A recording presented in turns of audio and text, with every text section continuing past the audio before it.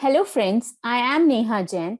On behalf of University of Technology, today we are going to discuss system analysis and design for upcoming basic computer vacancy. As you all are preparing for this exam, I'm not going to teach you the subject, I'm only giving you the directions for subject preparation. So let's begin. System analysis and design. The topics which we will be covering in this are Introduction to SAD, that is System Analysis and Design, Feasibility Analysis, Structured Analysis, Structured Design, Object-Oriented Modeling and UML, System Testing, System Implementation and Maintenance, Software Development Approaches. Now let's see the introduction of SAD, that is System Analysis and Design. Basically, let's talk about system development first. तो system development क्या है? एक systematic process है जिसके अंदर बहुत सारे phases included रहते हैं, जैसे कि planning, analysis, design, deployment of system and उसकी मेंटेनेंस. सो इस जो लेक्चर का प्राइमरी फोकस है वो है कि सिस्टम का एनालिसिस क्या है, साथ ही साथ सिस्टम की डिजाइन क्या है. तो बेसिकली सिस्टम एनालिसिस है क्या? एक प्रोसेस है जिससे हम कलेक्ट करते हैं फैक्ट्स को और आइडेंटिफाई करते हैं कि क्या प्रॉब्लम्स है, कैसे हमको डिकम्पोज करना है एक इन प्रॉब्लम्स को और एक सिस्टम्स को प्रिपेयर करना है. सिस्टम एनालिसिस की जो स्टडी है वो इस पर्पस से कंडक्ट की जाती है ताकि हम सिस्टम के ऑब्जेक्टिव्स को आइडेंटिफाई कर सके और एक प्रॉब्लम सॉल्विंग टेक्निक बना सके जो कि या तो नया सिस्टम क्रिएट करे या सिस्टम को इम्प्रूव करे. तो सिस्टम डिजाइन की इसके अंतर्गत हम बात करेंगे अब सिस्टम डिजाइन की. तो देखिए सिस्टम डिजाइन है क्या? सिस्टम डिजाइन ये है कि एक प्रोसेस है ये कि न्यू बिजनेस सिस्टम को या तो हम नया बिजनेस सिस्टम बनाए किसी बिजनेस के लिए, या हम एग्जिस्टिंग सिस्टम को नए रूल्स या नए कंपोनेंट्स या नए मॉड्यूल्स बना के उसको रिप्लेस कर दें. तो हमें पहले नया सिस्टम प्लान करने से पहले ओल्ड सिस्टम को थॉरोली समझना होता है कि अब हम क्या बेस्ट सोल्यूशन प्रोवाइड कर सकते हैं. तो जो सिस्टम की डिजाइन है वो ये फोकस करती है कि कैसे हम एक जो सिस्टम को बनाने का उद्देश्य है उसको अकम्प्लिश करें. तो सिस्टम एनालिसिस और डिजाइन मेनली 3 पार्ट्स पे फोकस करती है, सिस्टम्स पे, उसके प्रोसेसेस पे और तीसरा उसकी टेक्नोलॉजी पे कि हम कौन सी टेक्नोलॉजी यूज कर रहे हैं. अब हम बात करेंगे सबसे पहले कि सिस्टम क्या होता है. तो देखिए सिस्टम एक ग्रीक शब्द है जिसका जो सिस्टेमा से डिराइव किया हुआ है. तो इसका मतलब ये होता है कि किसी भी कंपोनेंट्स के अंदर जो बहुत सारे कंपोनेंट्स मिलके एक पर्टिकुलर गोल अचीव करना चाहते हैं उनके बीच में कैसे रिलेशनशिप बनाई हुई है, उनको कैसे ऑर्गेनाइज किया हुआ है. तो एक सिस्टम के कुछ कैरेक्टरिस्टिक्स होते हैं. एक सिस्टम का कुछ एक पर्टिकुलर स्ट्रक्चर होना चाहिए, उसका कुछ एक बिहेवियर होना चाहिए, उन सारे कंपोनेंट्स के बीच में इंटरकनेक्टिविटी होनी चाहिए, साथ ही साथ इंटरडिपेंडेंस भी होनी चाहिए. So a system must have structure and behavior as well as interconnectivity and interdependence. So the objective of the organization have a higher priority, क्योंकि हम सिस्टम बनाए इसीलिए रहे किसी एक ऑब्जेक्टिव को अचीव करने के लिए. तो ऑब्जेक्टिव ऑफ द जो भी ऑर्गेनाइजेशन होता है उसको हाई प्रायोरिटी मिलनी चाहिए. ये नहीं कि जो सिस्टम के जो सब सिस्टम्स है, जो उसके सब पार्ट्स है, उनके ऑब्जेक्टिव्स को हाई प्रायोरिटी मिले, नहीं. जो एज ए ओवरऑल सिस्टम है उसके ऑब्जेक्टिव्स को हाई प्रायोरिटी मिलनी चाहिए. तो हर सिस्टम के कुछ प्रॉपर्टीज होते हैं, जैसे कि ऑर्गेनाइजेशन होता है कि हम वो किस ऑर्गेनाइजेशन के लिए सिस्टम बना रहे हैं, किन और कंपोनेंट्स को किस तरीके से अरेंज करना है जो कि एक प्री डिफाइंड ऑब्जेक्टिव अचीव करने में हेल्प करे ऑर्गेनाइजेशन को. दूसरा होगा इंटरैक्शन, कि किस मैनर में कंपोनेंट्स एक दूसरे के साथ इंटरकनेक्ट रहेंगे, कैसे वो एक दूसरे के साथ ऑपरेट करेंगे. जैसे कि मान लीजिए एक ऑर्गेनाइजेशन है, वहां पे परचेज डिपार्टमेंट को प्रोडक्शन डिपार्टमेंट के साथ और पेरोल डिपार्टमेंट के साथ इंटरैक्ट करना ही, परचेज डिपार्टमेंट को प्रोडक्शन डिपार्टमेंट के साथ और पेरोल डिपार्टमेंट को पर्सनल डिपार्टमेंट के साथ इंटरैक्ट करना ही पड़ेगा. तीसरी हम बात करेंगे इंटरडिपेंडेंस की. इंटरडिपेंडेंस का ये मतलब है कि एक सिस्टम में जितने भी कंपोनेंट्स हैं वो कैसे एक दूसरे पर निर्भर करते हैं. एक प्रॉपर फंक्शनिंग के एक सिस्टम के लिए जो कंपोनेंट्स हैं उनका आपस में लिंक्ड होना और आपस में कोऑर्डिनेट करना बहुत जरूरी है. क्योंकि जो एक सब सिस्टम का आउटपुट होगा वो दूसरे सब सिस्टम को रिक्वायर्ड होगा। तीसरी हम बात करेंगे इंटीग्रेशन की, कि इंटीग्रेशन क्या है, कि एक system, how a system components are connected together, कि एक पार्ट ऑफ द सिस्टम अगर वर्क कर रहा है together with in the system of each part, तो हर किसी का एक यूनिक फंक्शन होगा। तो देखिए अब सेंट्रल ऑब्जेक्टिव क्या होता है, तो देखिए एक जो भी सिस्टम होगा ना, उसका ऑब्जेक्टिव सेंट्रल होना चाहिए, इट मस्ट बी रियल, और रियल भी होना चाहिए और स्पेसिफिक होना चाहिए कि यही ऑब्जेक्टिव है, सिस्टम का उद्देश्य यही है। इट इज नॉट, ये बिल्कुल भी अनकॉमन नहीं है एक ऑर्गेनाइजेशन के लिए कि एक ऑब्जेक्टिव वो स्टेट ना कर पाए। तो यूजर्स को पता होना चाहिए कि एक सिस्टम का मेन ऑब्जेक्टिव क्या है। हर सिस्टम के कोई ना कोई एलिमेंट्स होते हैं, तो जैसे कि, और एक अगर हम बात करें कंस्ट्रेंट्स और सिस्टम की, तो भी अभी आप हमने जो डिस्कस किए थे कि स्ट्रक्चर और बिहेवियर होनी चाहिए, इंटरडिपेंडेंस होनी चाहिए, ऑब्जेक्टिव ऑफ द ऑर्गेनाइजेशन होनी चाहिए, कंस्ट्रेंट्स के अंतर्गत भी आते हैं। अब हम बात करेंगे कि एक सिस्टम के एलिमेंट्स क्या होते हैं। तो जैसा कि आप इस डायग्राम में देख पा रहे हैं, एक सिस्टम के एलिमेंट्स होते हैं, आउटपुट्स और इनपुट्स होते हैं, प्रोसेसर होता है, फीडबैक है, कंट्रोल है। तो सबसे पहले हम आउटपुट्स और इनपुट्स की बात करेंगे। तो the main M of system क्या होता है, कि एक आउटपुट वो प्रोड्यूस करे जो कि यूजर के लिए बहुत ही यूजफुल हो, और इनपुट्स क्या होती है, वो इंफॉर्मेशन जो एंटर करती है एक सिस्टम में ताकि सिस्टम उसको प्रोसेस कर पाए, और आउटपुट उस प्रोसेसिंग का आउटकम होता है, जैसे कि आप डायग्राम में देख सकते हैं। फिर होता है हमारा प्रोसेसर। अब प्रोसेसर एक एलिमेंट है जो कि एक्चुअली इनपुट को आउटपुट में ट्रांसफॉर्म करता है, और ये बेसिकली प्रोसेसर का काम यही होता है कि इनपुट आया, उसने प्रोसेस किया पूरी तरह से, और जो भी चेंजेस वेंजेस की, जो भी कैलकुलेशन करी, उसके बेसिस पे आउटपुट जनरेट किया। फिर हम बात करेंगे कंट्रोल की। कंट्रोल एक सिस्टम को गाइडेंस प्रोवाइड करता है, ये एक डिसीजन मेकिंग सब सिस्टम होता है जो कि इनपुट को गवर्न करता है, प्रोसेसिंग को गवर्न करता है, आउटपुट को गवर्न करता है। जो भी एक सिस्टम का बिहेवियर होता है वो एक ऑपरेटिंग सिस्टम के द्वारा कंट्रोल किया जाता है। तो अगर सिस्टम में बैलेंस बना के रखना है तो हमें पता होना चाहिए कितना आउटपुट कब जरूरत है, और कब हमें कैलकुलेशन करके कितना इनपुट कब जरूरी है, और हमें कब कैलकुलेशन करके आउटपुट प्रोवाइड करना है। अब हम बात करेंगे फीडबैक की। तो फीडबैक से क्या होता है ना, हमें एक डायनेमिक सिस्टम मिलता है कि हम अब चेंजेस करते रहते हैं। फीडबैक, पॉजिटिव फीडबैक्स भी आते हैं, नेगेटिव फीडबैक्स भी आते हैं। नेगेटिव फीडबैक्स इंफॉर्मेशनल होते हैं, और पॉजिटिव फीडबैक्स हमें अच्छी परफॉर्मेंस के लिए एनकरेजमेंट प्रोवाइड करते हैं। अब हम बात करेंगे एनवायरमेंट की। तो देखिए एनवायरमेंट सुपर सिस्टम है, क्योंकि एक एनवायरमेंट के अंदर ही एक पूरा का पूरा जो सिस्टम है वो ऑपरेट करता है। तो एक्सटर्नल एलिमेंट्स भी इफेक्ट करते हैं और इंटरनल एनवायरमेंट भी होता है। तो ये बताता है कि एक सिस्टम कैसे फंक्शन करता है। जैसे मान लीजिए वेंडर्स और कॉम्पिटिटर्स है एक ऑर्गेनाइजेशन के एनवायरमेंट के, वो कुछ ना कुछ एक्चुअल परफॉर्मेंस पे कंस्ट्रेंट तो डालते ही हैं। अब हम बात करेंगे बाउंड्रीज और इंटरफेसेस की। तो बाउंड्रीज और इंटरफेसेस क्या होती है, कि एक सिस्टम की बाउंड्रीज डिफाइंड होनी चाहिए, कि ये लिमिट्स है इसकी, ताकि हम उसके कंपोनेंट्स को, उनके प्रोसेसेस को, उनके बीच में जो इंटर रिलेशनशिप है उसको पहचान सके। तो हर सिस्टम की बाउंड्रीज होती है जो उसको इन्फ्लुएंस करती है। तो आगे बढ़ते हैं और हम बात करते हैं फियाजिबिलिटी एनालिसिस की। तो देखिए फियाजिबिलिटी एनालिसिस क्या होता है।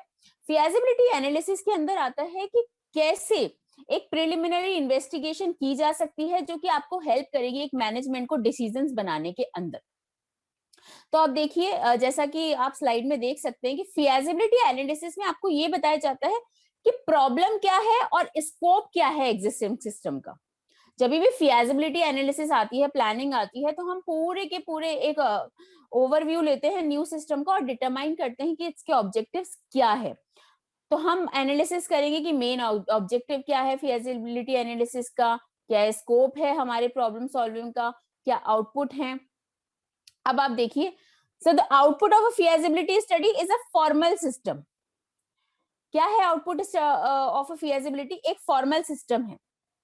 तो देखिए, it identifies the possibility of improving an existing system, developing a new system, and produce refined estimates for further development of system. तो जो भी इसका मेन ऑब्जेक्टिव है वो है ये है कि हम एग्जिस्टिंग सिस्टम को कैसे इंप्रूव कर सकते हैं, एक नया सिस्टम कैसे बना सकते हैं, और रिफाइंड रिजल्ट्स कैसे दे सकते हैं। ठीक है, तो फियाजिबिलिटी एनालिसिस हमें हेल्प करता है कि कैसे हम एक प्रोजेक्ट टीम फॉर्म करके, एक प्रोजेक्ट लीडर अपॉइंट करके, एक फ्लो चार्ट्स बना के सिस्टम के आइडेंटिफाई कर सकते हैं कि करंट सिस्टम में क्या क्या डेफिशिएंसी है और हमें गोल्स किस तरीके से सेट करने हैं। हमें ये ऑल्टरनेटिव सोल्यूशंस भी देता है, हमें पोटेंशियल कैंडिडेट सिस्टम्स के बारे में भी बताता है। तो हर फिजिबिलिटी एनालिसिस हर टेक्निकल की बात कर लीजिए, ऑपरेशनल फिजिबिलिटी की बात कर लीजिए, कॉस्ट इफेक्टिवनेस की बात कर लीजिए, तो एक पूरा का पूरा सिस्टम का प्रपोजल तैयार करता है। अब हम बात करेंगे भाई कितने टाइप की फिजिबिलिटी एनालिसिस होती है। तो देखिए सबसे पहले हम बात करते हैं कितने टाइप की होती है। देखिए टेक्निकल होती है, इकोनॉमिकल होती है, लीगल होती है और शेड्यूलिंग फिजिबिलिटी होती है। तो हम सबसे पहले बात करेंगे टेक्निकल फिजिबिलिटी की। तो टेक्निकल फिजिबिलिटी का मतलब क्या होता है, ये इन्वेस्टिगेट करता है कि हर सिस्टम का, हर इम्प्लीमेंटेशन का ऑल्टरनेटिव क्या है, क्या हमें जो एग्जिस्टिंग टेक्नोलॉजी है वो अभी सॉल्यूशन को सपोर्ट करती है या नहीं, क्या करंट टेक्निकल सोर्सेज अब उनको अपग्रेड करने की जरूरत है या नए ऐड करने की जरूरत है या नहीं, और ये भी इंश्योर करता है जो कैंडिडेट सिस्टम है क्या वो अप्रोप्रिएट रेस्पॉन्सेज प्रोवाइड कर रहा है और किस एक्सटेंट तक कर रहा है। तो टेक्निकल फिजिबिलिटी इन टेक्निकल टर्म्स के बारे में बात करती है। अब हम इकोनॉमिकल फिजिबिलिटी की बात करेंगे। तो इकोनॉमिकल फिजिबिलिटी ये बताती है कॉस्ट बेनिफिट एनालिसिस से कि कितना कॉस्ट इफेक्टिव है। तो मेन एम इकोनॉमिकल फिजिबिलिटी का यही होता है कि कितनी इकोनॉमिक रिक्वायरमेंट्स है कैंडिडेट सिस्टम की बिफोर कि हम इसमें इन्वेस्ट करें फंड्स अपने सारे के सारे, ताकि हम और ऑल्टरनेटिव्स को भी देख सके। तो बेसिकली प्रोजेक्ट की पूरी कॉस्ट इवेल्युएशन का काम ये करती है। अब हम बात करेंगे लीगल फिजिबिलिटी की, कि लीगल फिजिबिलिटी क्या ये होता है कि अगर कोई भी रूल्स और रेगुलेशंस प्रोजेक्ट वायलेट कर रहा है, कोई कंपोनेंट वायलेट कर रहा है तो उसको देखें। तो फिजिबिलिटी एनालिसिस जो लीगल वाली होती है वो एक ऑर्गेनाइजेशन को काफी। अब हम बात करेंगे शेड्यूलिंग फिजिबिलिटी की। तो शेड्यूलिंग फिजिबिलिटी एक प्रोजेक्ट का बहुत ही क्रिटिकल असेसमेंट है जिसके अंदर ये बताया जाता है कि एक प्रोजेक्ट कंप्लीट होगा या नहीं होगा एक गिवन शेड्यूल में, गिवन टाइम फ्रेम में। इसका नाम ही शेड्यूलिंग फिजिबिलिटी है। तो ये बताएगी ये कि ये वेरीफाई करेगी और वैलिडेट करेगी कि जो डेडलाइन है प्रोजेक्ट की वो मीट हो पाएगी या नहीं, समय पे आप ये प्रोजेक्ट कंप्लीट करके दे पाएंगे या नहीं, आपने जो डेडलाइंस रखी है वो अचीवेबल भी है या नहीं है। अब हम बात करते हैं कि क्या इंपॉर्टेंस है फिजिबिलिटी एनालिसिस की। तो देखिए ज्यादा डिटेल में तो नहीं जाएंगे हम, इसके जो इंपॉर्टेंस है वो ये है कि प्रोजेक्ट टीम का फोकस इंप्रूव करती है, नए अपॉर्चुनिटीज को आइडेंटिफाई करती है, वैल्यूएबल इंफॉर्मेशन देती है कि हमें ये काम करना है या नहीं करना है, नैरो कर देती है ऑल्टरनेटिव्स को कि नहीं ये वाला ऑल्टरनेटिव तो बिल्कुल सही नहीं है, ये वाला ऑल्टरनेटिव थोड़ा सही है, आइडेंटिफाई करती है कि क्यों हमें प्रोजेक्ट लेना चाहिए, क्या हमें इससे फायदे होंगे, क्या हमारे लॉन्ग टर्म गेन्स होंगे। उसके बाद ये बात करती है कि सक्सेस रेट क्या है मल्टीपल पैरामीटर्स को इवेलुएट करने की। इसी के साथ ये डिसीजन मेकिंग प्रोसेस में भी बहुत मदद करती है। और अगर मान लीजिए आप किसी प्रोजेक्ट के साथ आगे प्रोसीड नहीं करते हैं तो उसमें भी ये मदद करती है कि क्या रीजन है कि आप नहीं प्रोसीड करना चाहते हैं आगे। अब हम बात करेंगे स्ट्रक्चर्ड एनालिसिस की। तो देखिए स्ट्रक्चर्ड एनालिसिस क्या है, एक डेवलपमेंट मेथड है जो एनालिस्ट को ये अंडरस्टैंड करने में मदद करता है कि क्या सिस्टम की एक्टिविटीज है लॉजिकल वे में। तो क्योंकि इसमें बहुत सारे एट्रीब्यूट्स होते हैं, ग्राफिक्स होते हैं जो ये स्पेसिफाई करते हैं कि प्रेजेंटेशन ऑफ एप्लीकेशन क्या होगा, क्योंकि इसमें प्रोसेसेस को डिवाइड कर दिया जाता है ताकि वो एक क्लियर पिक्चर दे सिस्टम की। तो ये एक ऐसी अप्रोच है जो कि हाई लेवल से लेकर लोअर लेवल डिटेल्स तक पे वर्क करती है। अब देखिए स्ट्रक्चर्ड एनालिसिस जो टूल्स हैं वो है data flow diagrams, data dictionaries, decision trees, structured English, pseudo code. तो देखिए जो डेटा फ्लो डायग्राम है उनके बारे में मैं आपको थोड़ा थोड़ा बता देती हूँ। ये क्या होते हैं, ये टेक्निक है जो लैरी कॉन्स्टेंटाइन ने डेवलप की थी ये बताने के लिए कि ग्राफिकल फॉर्म में एक सिस्टम की रिक्वायरमेंट्स क्या है। तो ये पूरा फ्लो बताती है डेटा का between various functions, various components of the system. तो ये एक इनिशियल स्टेज पे डिजाइन किया जाता है जहां पे फंक्शनैलिटी डिवाइड की जाती है उनकी रिक्वायरमेंट स्पेसिफिकेशन को down to the lowest level of details. अब क्योंकि इसका ग्राफिकल नेचर की वजह से बहुत ही गुड कम्युनिकेशन टूल है between user and the analyst. तो एक पूरा का पूरा ये ओवरव्यू दे देती है कि डेटा और सिस्टम प्रोसेसेस जो हैं वो कैसे ट्रांसफॉर्म होंगे आउटपुट में।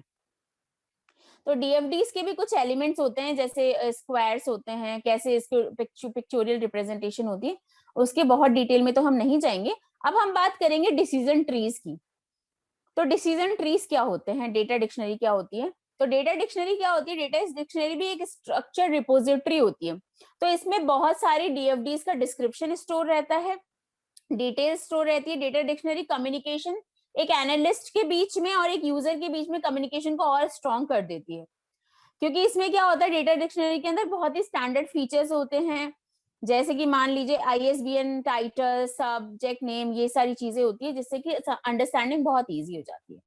अब हम बात करेंगे डिसीजन ट्रीज क्या होते हैं। डिसीजन ट्रीज कॉम्प्लेक्स रिलेशनशिप्स जो होते हैं उनको डिफाइन करता है।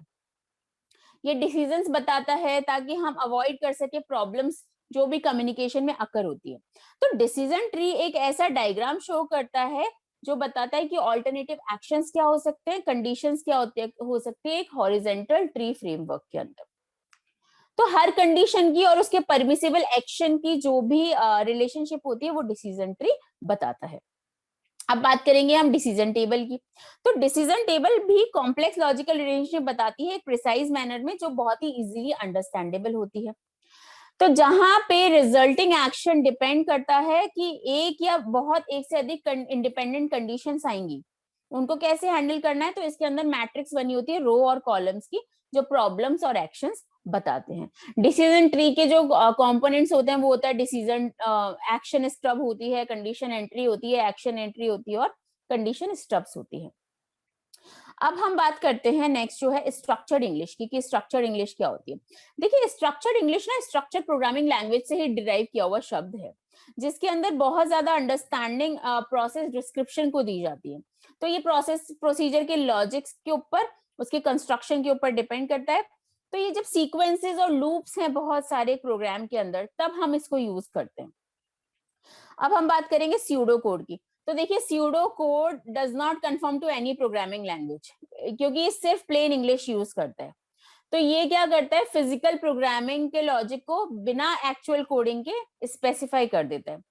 तो ये प्रोग्रामिंग लैंग्वेज के साथ कंजंक्शन में यूज किया जा सकता है, और ये फ्लो चार्ट्स को रिप्लेस करता है प्रोग्राम्स में।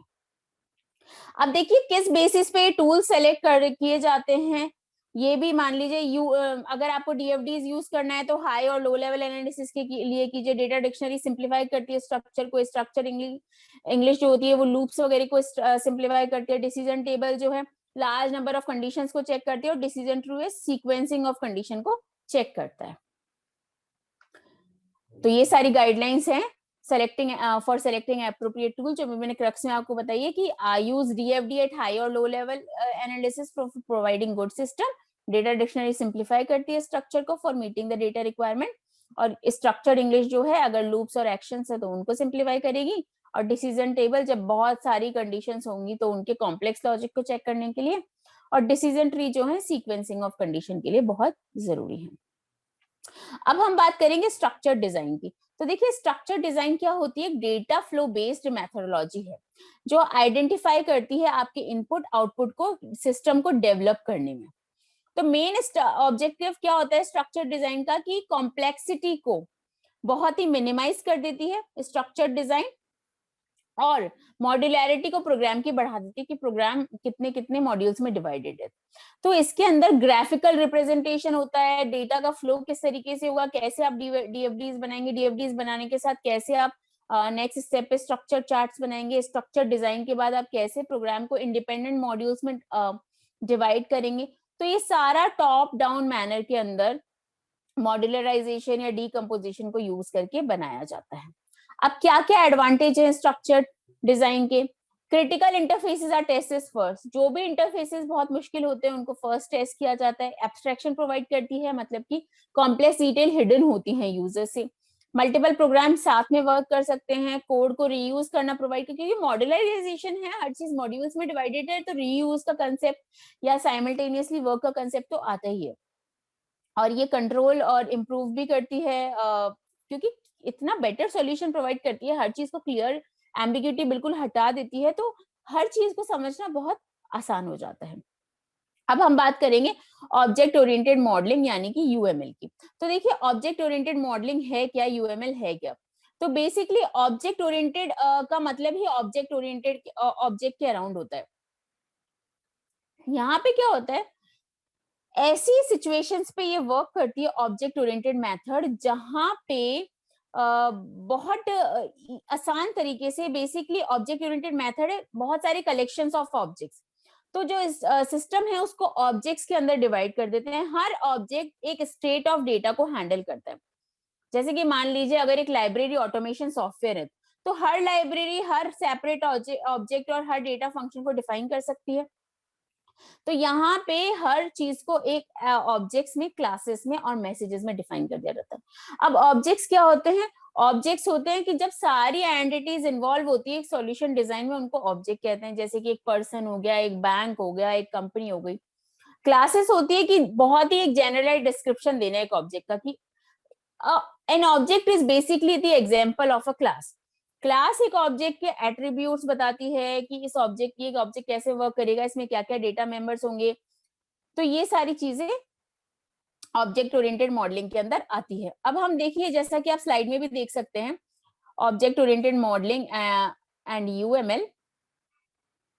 तो देखिए the UML tool set includes diagrams that allow you to visualize the construction of an object oriented system। तो UML के अंदर क्या होता है, UML के अंदर बहुत सारे डायग्राम्स बने हुए होते हैं जो आपको ये समझने में कि ऑब्जेक्ट ओरिएंटेड सिस्टम कैसे वर्क करता है उसमें बहुत ही मदद करती है। अब UML इतना पावरफुल टूल है कि ये आपके सिस्टम की क्वालिटी को, उसके डिजाइन विजाइन सबको बहुत ही इंप्रूव कर देती है। अब हम UML की बात करते हैं। तो देखिए UML एक general purpose developmental modelling language है। Software engineering, basically system analysis and design की फील्ड में इसमें इसे काम में लिया जाता है। तो बेसिकली तो एक नोटेशनल सिस्टम बनाने के लिए, सॉफ्टवेयर डिजाइन बनाने के लिए रेशनल सॉफ्टवेयर से 1994 में इसे डेवलप किया था। 1997 के अराउंड जो UML थी वो ऑब्जेक्ट मैनेजमेंट ग्रुप ने अडॉप्ट कर ली थी एज ए स्टैंडर्ड, और तब से 2005 तक UML को international organisation for standardisation ISO ने भी पब्लिश किया था। तो अब इसके बारे में बहुत ज्यादा बात तो हम नहीं करेंगे, क्योंकि हाँ, जैसा कि आपको बता ही दिया है कि अगर जो भी object oriented analysis and design है तो UML के डायग्राम से उसको रिप्रेजेंट किया जा सकता है। अब जैसा हमने पहले भी बात की थी कि ऑब्जेक्ट ओरिएंटेड वर्ल्ड में तो ऑब्जेक्ट्स होते हैं, क्लासेस होते हैं, एब्स्ट्रैक्शन होते हैं, एनकैप्सुलेशन होता है, इनहेरिटेंस होता है और पॉलीमॉर्फिज्म होता है। ऑब्जेक्ट्स वही होते हैं कि एक्चुअली ऑब्जेक्ट होता है, जैसे एक पर्सन है, एक बैंक है, मैं हूं, आप हैं, हम सब एक ऑब्जेक्ट है। क्लास कौन सी हमारी, ह्यूमन है। एब्स्ट्रैक्शन होता है कि रियल वर्ल्ड एंटिटी जो होती है उसका बिहेवियर, बेसिकली जो कॉम्प्लेक्स डिटेल होती है वो यूजर से हिडन रहती है। एनकैप्सुलेशन का मतलब होता है डेटा और उसके जो भी फंक्शंस है, जो भी मेथड्स है, उनको आउटसाइड वर्ल्ड से प्रोटेक्ट करें। इनहेरिटेंस होती है, जैसे हम अपने फादर के मदर के फीचर्स इनहेरिट करते हैं, क्वालिटीज इनहेरिट करते हैं। पॉलीमॉर्फिज्म होता है कि one name and different different जो भी उसके वर्क होते हैं। तो UML की ज्यादा इंफॉर्मेशन यहाँ स्लाइड में दी हुई है कि UML की full form unified modelling language है। UML एक C++, जावा, कोबोल से अलग प्रोग्रामिंग लैंग्वेज है, क्योंकि इसमें पिक्टोरियल लैंग्वेज यूज की जाती है। क्योंकि UML को सॉफ्टवेयर सिस्टम बनाने के लिए यूज किया कहा जा सकता है, तो इसको नॉन सॉफ्टवेयर सिस्टम के लिए भी यूज किया जा सकता है। तो UML एक कोई प्रोग्रामिंग लैंग्वेज नहीं है, बल्कि टूल्स हैं जिनसे हम बहुत सारे UML डायग्राम्स बना सकते हैं। अब हम बात करेंगे कि रोल क्या है UML का OO डिजाइन में। तो देखिए UML क्योंकि एक मॉडलिंग लैंग्वेज है जो कि सॉफ्टवेयर या नॉन सॉफ्टवेयर सिस्टम को मॉडल करती है, तो अगर हम देखेंगे कि हर चीज एक प्रॉपरली अगर क्लासेस में और ऑब्जेक्ट्स में डिफाइंड है, तो उनका इंटरेक्शन, उनका फ्लो पिक्टोरियल रिप्रेजेंटेशन की फॉर्म में देख के एक सिस्टम डेवलपर को बहुत हेल्प मिलती है। तो जो रिलेशन है ओ डिजाइन और UML में, ये बहुत ही आसान सा है कि डायग्राम्स की हेल्प से आप पूरे ऑब्जेक्ट्स के अंदर क्या कम्युनिकेशन है, क्या फ्लो है, ये सब समझ सकते हो। अब हम बात करेंगे सिस्टम टेस्टिंग की। तो देखिए अगर कोई सॉफ्टवेयर बना है तो उसको टेस्ट करना भी उतना ही जरूरी है। तो the software system needs to be tested for its intended behaviour and direction of progress at each development stage. ऐसा नहीं है कि आज सॉफ्टवेयर बन गया तो आज चेक होगा, नहीं, पोस्ट मेंटेनेंस भी चेक होगा। तो अगर आपको सिस्टम की क्वालिटी को चेक करना है, उसके अश्योर करना है कि वो एक अच्छा सिस्टम है, तो आपको उसकी टेस्टिंग करनी ही पड़ेगी। तो सिस्टम टेस्टिंग और क्वालिटी अश्योरेंस दो पार्ट्स में डिवाइडेड है, एक तो है प्रोडक्ट लेवल क्वालिटी और एक है प्रोसेस लेवल क्वालिटी।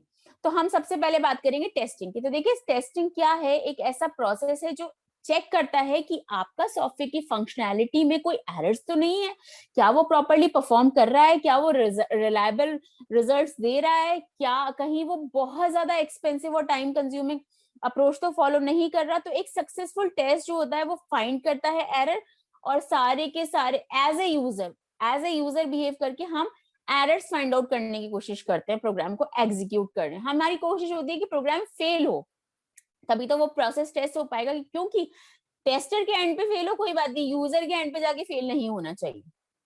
अब हम बात करते हैं कि क्या क्या स्टेजेस होती है। तो सबसे पहले देखिए stages of test, system testing के अंदर आती है टेस्ट स्ट्रेटेजी, जिसके अंदर होती है कि हम कौन कौन से टूल्स यूज करने वाले हैं, किस किस लेवल पे हमें टेस्टिंग करनी है सिस्टम की, क्या हमारा प्लान होने वाला है।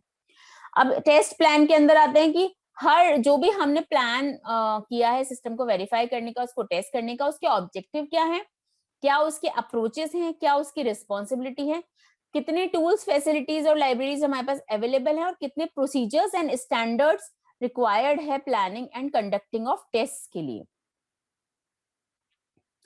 Test case design. अब देखिए बहुत सारे टेस्ट केसेस डिजाइन होते हैं, हर टेस्ट केस के अंदर कैसे इंप्लीमेंटेशन काम करती है, कैसे पर्टिकुलर रिक्वायरमेंट काम करती है, ये सब चीजें दी हुई होती है। टेस्ट केसेस जो होते हैं टेस्ट प्लान के साथ डॉक्यूमेंटेड होते हैं। टेस्ट प्रोसीजर्स की अगर हम बात करें तो इसके अंदर बहुत सारे स्टेप्स होते हैं जो हर टेस्ट केस में एग्जीक्यूट किए जाने चाहिए, और ये एक सेपरेट डॉक्यूमेंट जिसका नाम है टेस्ट प्रोसीजर उसमें भी डिफाइन होते हैं।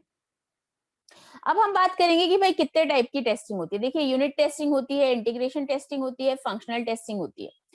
तो यूनिट टेस्टिंग क्या होती है? यूनिट टेस्टिंग के अंदर एक्यूरेसी ऑफ प्रोग्राम को अश्योर नहीं किया जा सकता, क्योंकि ये बहुत ही डिफिकल्ट होता है एक्यूरेसी ऑफ प्रोग्राम को अश्योर करना।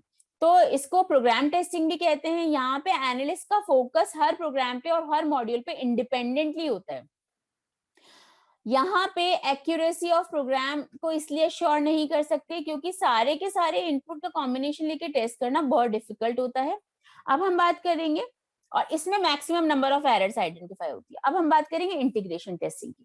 तो इंटीग्रेशन टेस्टिंग के अंदर एनालिसिस मल्टीपल मॉड्यूल के साथ एक साथ वर्क करता है।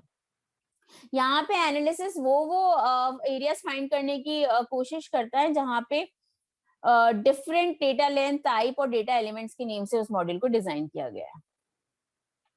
अब फंक्शनल टेस्टिंग दो पार्ट्स में डिवाइडेड है। फंक्शनल टेस्टिंग होती क्या है कि क्या सिस्टम जो भी स्टैंडर्ड डॉक्यूमेंटेशन है उसके अकॉर्डिंग परफॉर्म कर रहा है, क्या वो प्रॉपर आउटपुट दे रहा है, जिसके अंतर्गत दो आते हैं, पॉजिटिव फंक्शनल टेस्टिंग और नेगेटिव फंक्शनल टेस्टिंग। यहाँ पे पॉजिटिव फंक्शनल टेस्टिंग का मतलब होता है कि वैलिड इनपुट दीजिए आप सिस्टम को और क्या वो प्रॉपर आउटपुट दे रहा है, और नेगेटिव के अंदर हम इनवैलिड इनपुट देंगे और उसके अकॉर्डिंग क्या आपका सिस्टम परफॉर्म कर रहा है। अब कुछ रूल्स होते हैं सिस्टम टेस्टिंग के कि सिस्टम टेस्टिंग यूजर के रिक्वायरमेंट पे डिपेंड होनी चाहिए, और जितना जल्दी हो सके उतना जल्दी से जल्दी टेस्ट प्लान को इन्वॉल्व किया जाना चाहिए। और टेस्टिंग हमेशा थर्ड पार्टी से करवानी चाहिए, क्योंकि देखिए जो बनाते हैं उनको तो रेयरली गलती दिखती है। जैसे हम होता है ना कभी 1 से 10 को ऐड कर रहे होते हैं और हम सोचते हैं बार बार रिजल्ट रॉन्ग क्यों आ रहा है, तो हमें दूसरे से टेस्ट करा लेना चाहिए। बिल्कुल वैसे टेस्टिंग सिर्फ इनवैलिड और वैलिड कंडीशंस को देखकर ही टेस्ट करनी चाहिए। इसके अंदर कॉस्ट रिड्यूस करने के भी मेजर्स होने चाहिए। और बिफोर राइटिंग की टेस्टिंग क्या होगी, कैसे होगी, आपको बिजनेस को उसके लॉजिक्स को समझना पड़ेगा कि कैसे वो काम कर रहा है, और सारे के सारे टेस्ट केसेस और रिजल्ट का प्रॉपर डॉक्यूमेंटेशन होना चाहिए। अब हम बात करेंगे सिस्टम इंप्लीमेंटेशन और मेंटेनेंस की। तो देखिए इंप्लीमेंटेशन का क्या मतलब है, सिस्टम बन गया, सिस्टम को आपने चेक भी कर लिया, मतलब टेस्ट भी कर लिया। अब आपको ये तो इंश्योर करना पड़ेगा ना कि सिस्टम जो आपने इंप्लीमेंट किया है वो प्रॉपर तरीके से काम करे। तो सिस्टम इंप्लीमेंटेशन क्या एक प्रोसेस है कि एक सिस्टम कैसे बना है और आपका जो इंफॉर्मेशन सिस्टम है वो अब रेडी टू यूज है। तो implementation is the process of ensuring that the information system is operational। तो इसके अंदर एक न्यू सिस्टम बनाना आ जाएगा कि स्क्रैच से हम एक न्यू सिस्टम कैसे बनाएंगे, अगर ऑलरेडी कोई सिस्टम एग्जिस्ट कर रहा है तो कैसे बनाएंगे। तो इम्प्लीमेंटेशन ये अलाउ करता है कि जो यूजर है ऑपरेशन को और उसकी इवैल्यूएशन को देखे। तो इसके अंदर यूजर्स की ट्रेनिंग भी आती है कि वो कैसे उस सिस्टम को हैंडल करेंगे।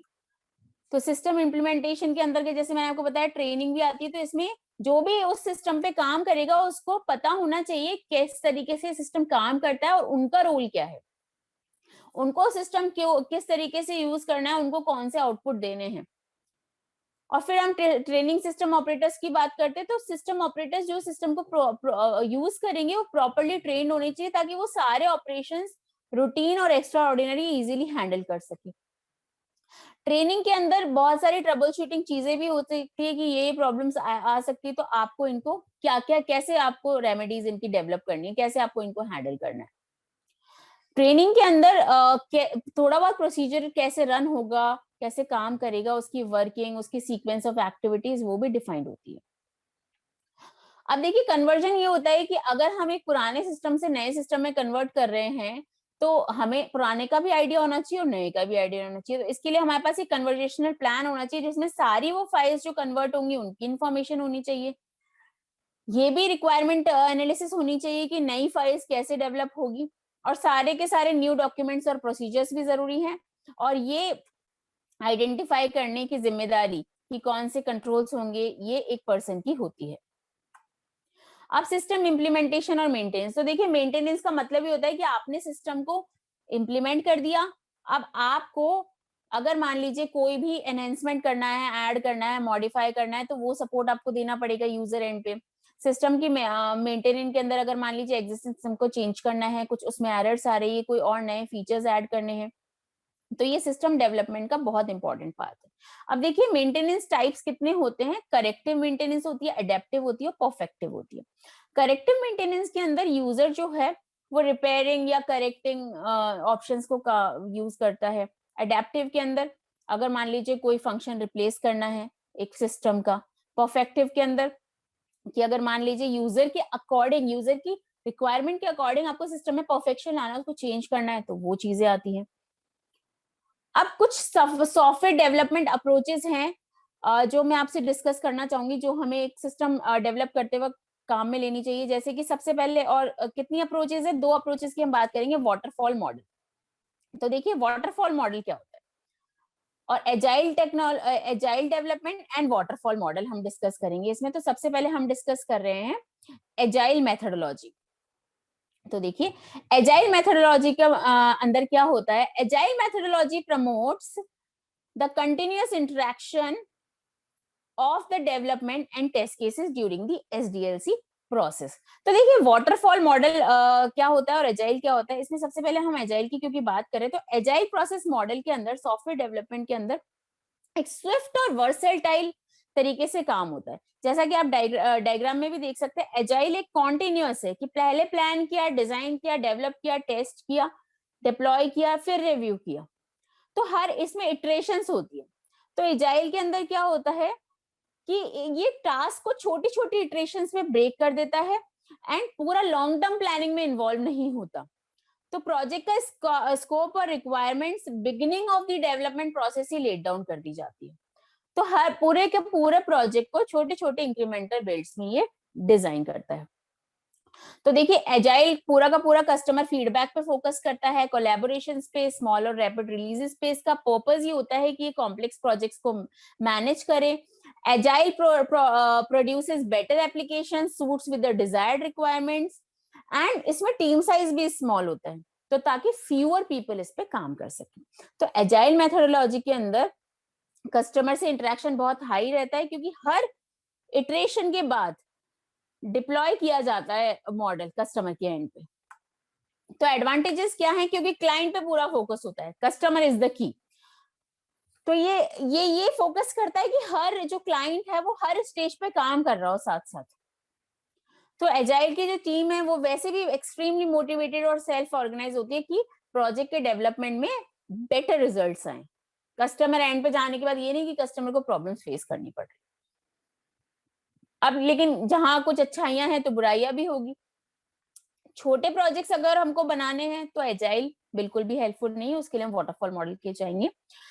और ऑब्वियसली अगर इतने प्रोसेसेस पे आपको बार बार डिप्लॉय करना है, कस्टमर को इन्वॉल्व करना है, तो एक्सपर्ट की जरूरत होगी। और cost of implementing agile definitely ज्यादा होगा, क्योंकि हर स्टेज पे आप डिप्लॉय कर रहे हैं, कस्टमर की से कम्युनिकेट कर रहे हैं। तो क्योंकि अगर और इसमें अगर प्रोजेक्ट मैनेजर क्लियर नहीं है उसके थॉट्स को लेके, तो जरूरी नहीं कि प्रोजेक्ट कंप्लीट भी हो। अब हम बात करेंगे वाटरफॉल मॉडल की, जो कि एक सीक्वेंशियल मॉडल है। यहाँ रिक्वायरमेंट होती है, फिर डिजाइन होती है, फिर डेवलपमेंट होता है, फिर टेस्ट करा जाता है, फिर डिप्लॉयमेंट किया जाता है, फिर मेंटेनेंस की जाती है। तो सबसे इजिएस्ट और ट्रेडिशनल मॉडल है, जिसमें हर स्पेसिफिक फेज है, each phase has specific deliverables. तो वाटरफॉल मॉडल स्मॉलर प्रोजेक्ट्स के लिए बहुत अच्छा होता है, जहां पे क्योंकि इसका नेचर ही ऐसा है, फास्टर डिलीवरी। जैसा कि आप डायग्राम में देख सकते हैं, रिक्वायरमेंट एनालिसिस किया, डिजाइन किया, डेवलप किया, टेस्ट किया, डिप्लॉय किया, मेंटेनेंस कर दी। तो ये बहुत ही ज्यादा छोटे प्रोजेक्ट्स के लिए, जो लोग नया नया डेवलपमेंट स्टार्ट कर रहे हैं, उनके लिए बहुत ही इजी वाटरफॉल मॉडल। अब इसकी क्या लिमिटेशन है? बड़े प्रोजेक्ट्स के लिए ये अच्छा नहीं है, एजाइल अच्छा होता है, क्योंकि रिक्वायरमेंट अगर स्टार्टिंग में क्लियर नहीं हुई कि क्या प्रोजेक्ट से आप चाहते हैं, क्या ऑब्जेक्टिव है, तो बहुत ही लेस इफेक्टिव है। अगर आपको मान लीजिए किसी एक स्टेज पे जाके चेंजेस करने हो, आप मान लीजिए टेस्टिंग फेज पे आ गए, अब आपको डेवलपमेंट फेज पे जाके चेंजेस करने हो, तो ये बहुत ही डिफिकल्ट प्रोसेस हो जाता है। तो टेस्टिंग प्रोसेस जब एक बार डेवलपमेंट ओवर होता है तभी शुरू होता है। तो बग्स तो आएंगे ही, जब आप पूरे सिस्टम को टेस्ट ही बहुत में एंड में जाके कर रहे हो, तो definitely there will be so many bugs and you will have to fix them, और उनको फिक्स करने की कॉस्ट फिर बहुत ज्यादा आएगी। तो ये था system analysis and design. I hope आप सबको ये लेक्चर बहुत पसंद आया होगा। So for sure success in this exam, please follow this online test series link. Thank you.